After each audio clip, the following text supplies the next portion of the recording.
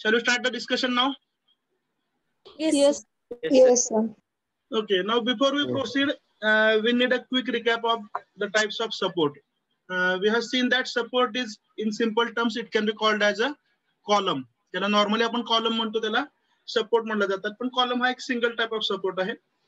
अजून पण बऱ्याच टाइपचे सपोर्ट्स असतात. कुठले कुठले असतात तर simple support, roller support, hinged और pin support and fixed support.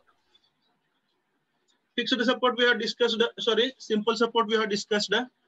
So when a beam is placed simply over the support or wall, it is simple support and the beam is called as simply supported beam. Simply supported beam मध्ये दोन reaction forces असतात, कारण beam ही दोन ठिकाणी rest होते, बरोबर आहे का? वरच्या डायग्राम मध्ये पहा, बीम किती ठिकाणी रेस्ट होते? दोन ठिकाणी. त्यामुळे रिएक्शन फोर्सेस पण दोन असतील आणि दोन्ही रिएक्शन फोर्सेस कसे असतील? Perpendicular to the plane of the beam. Next type of support we have seen is roller support. तर रोलर सपोर्ट मध्ये काय असतं? एकच रिएक्शन येते, बरोबर का? जी कशी असते तर ज्या प्लेन वरती रोलर प्लेस केलेले आहेत त्या प्लेनला perpendicular. Do you remember this? Yes, sir. इथं दिसते सगळ्यांना, ज्या प्लेन वरती रोलर प्लेस केलेला आहे त्या प्लेनला perpendicular. The third type of reaction we have seen is hinged support or pinned support. In this case, we will have two reactions. Okay, one is horizontal reaction force, other is vertical reaction force. And last one is fixed type of support or which is also called as built-in support. तर याच्यामध्ये total तीन प्रकारचे reaction असतात, म्हणजे दोन reaction आणि एक movement असतं, बरोबर आहे? तर reaction, one of them will be horizontal reaction force, one is vertical reaction and another is movement, which is called as restoring movement or resisting movement.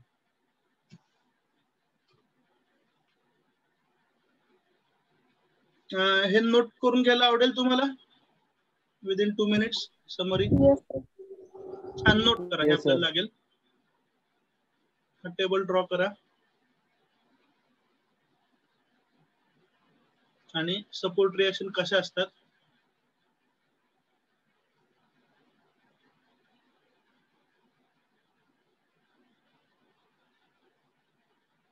शेवटच्या कॉलम मध्ये बघा, रेजिस्टिंग लोड म्हणलेलं आहे.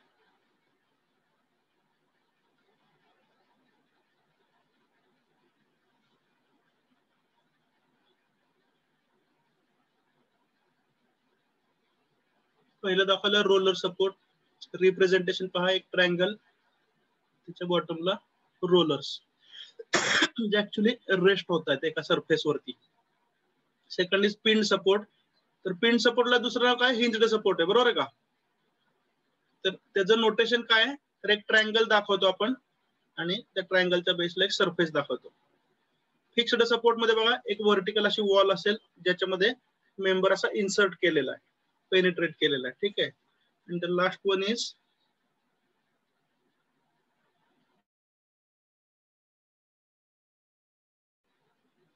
Simple support.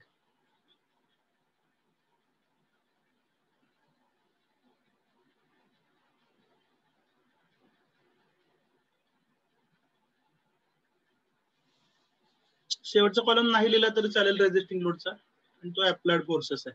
आपल्या दृष्टीनं सध्या आपण काय आता पण काय डिस्कस केलं? आपण फक्त रिएक्शन फोर्स डिस्कस केलेला आहे, त्यामुळे पहिले 3 कॉलम लिहिले तरी चालतील. टाइप्स ऑफ सपोर्ट, रिप्रेझेंटेशन आणि रिएक्शन सपोर्ट. ही स्लाइड असेल आपल्या पीपीटी मध्ये, स्टडी मटेरियल मी अपलोड करतो आज. रेजिस्टिंग लोड हा बेसिकली अप्लाइड लोड आहे.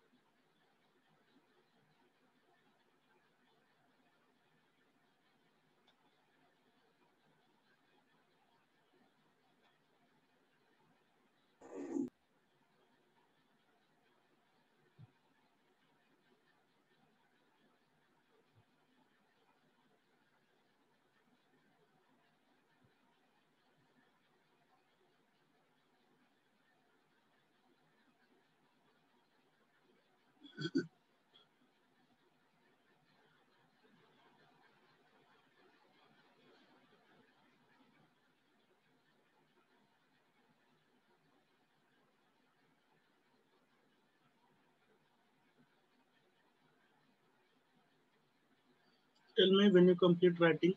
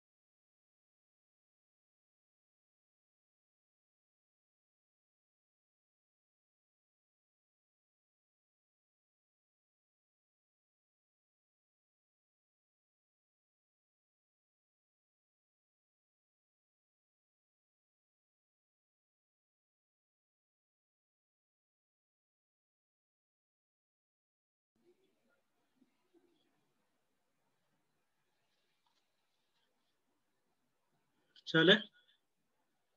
Yes, sir. Yes, sir. Okay, shall we move to next slide? Yes, sir. Yes. sir. We have discussed this thing. याची summary फक्त लक्षात ठेवा. सिंपल सपोर्ट असेल तर सांगा बरं. सिंपल सपोर्ट असेल तर किती रिएक्शन असतात? एकच reaction. Only one reaction. One One reaction. Only one reaction. आपण शिकलेला Perpendicular to beam. Perpendicular to the plane of the beam. त्याच्यानंतर आपण काय शिकलो? रोलर शिकलं काय? Yes, sir. First roller. Roller support. Okay.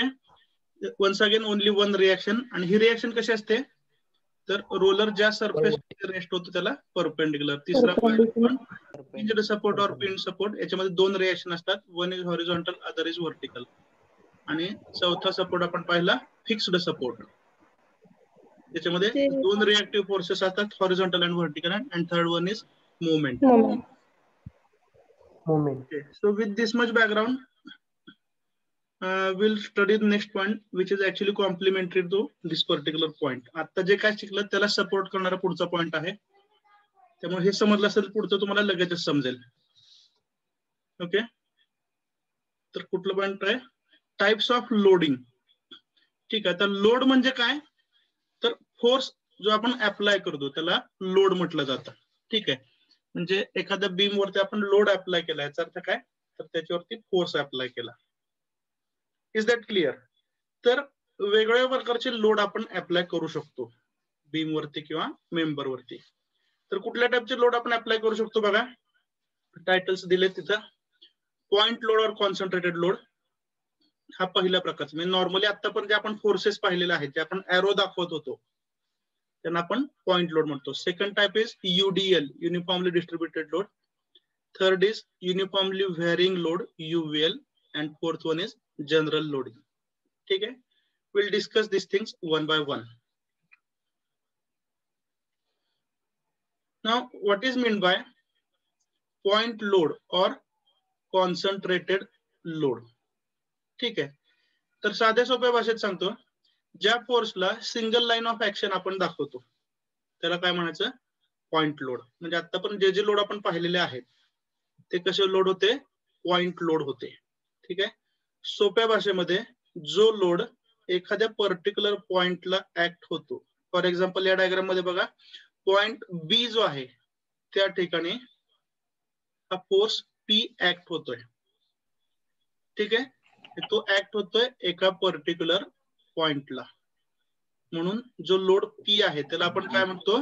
It is called as point load और concentrated. कारण तो एकाच पॉइंट वरती कॉन्सन्ट्रेट झालेला आहे.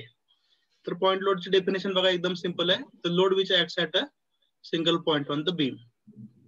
ठीक आहे, जो एकाच पॉइंटला ऍक्ट होतो लोड त्याला पॉइंट लोड म्हणतो. नॉर्मली जे आपण सगळे फोर्सेस पाहिलेले आहेत ते कोणत्या कॅटेगरीत येतात? तो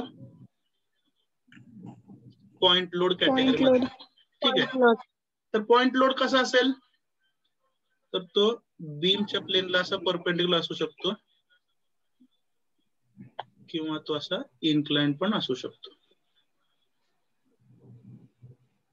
is that clear? Any doubts? मला वाटत नाही का डाऊट घ्यायसारखं आहे. No sir. ओके, पुढचं आपण डिस्कस करू. लिहून घ्यायचं सगळं एकदमच करूया. Okay,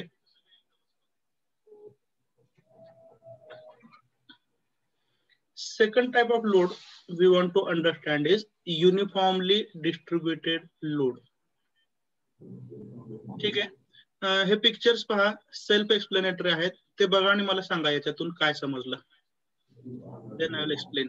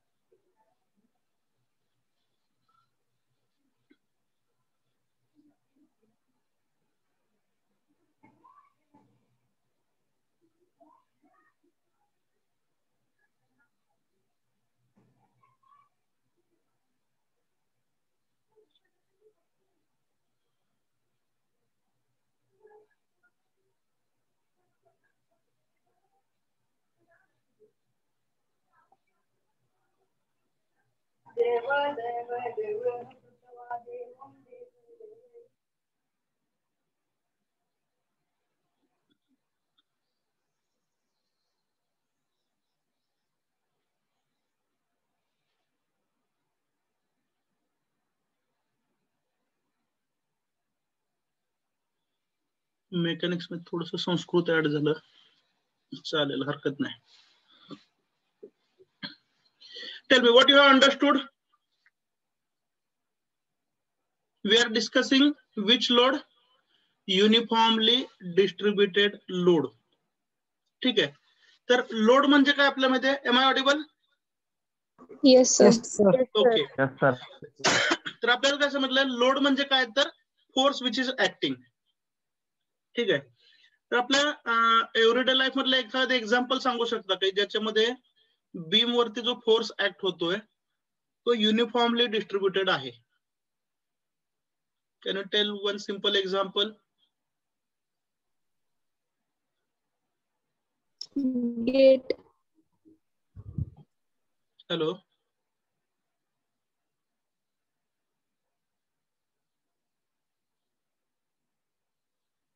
Did you get my question?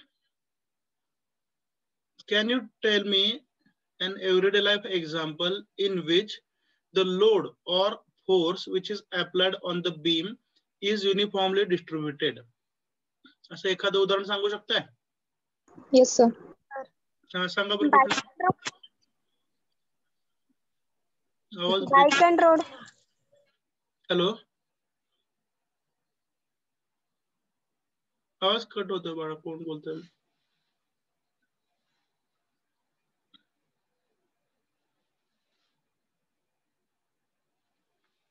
Hello.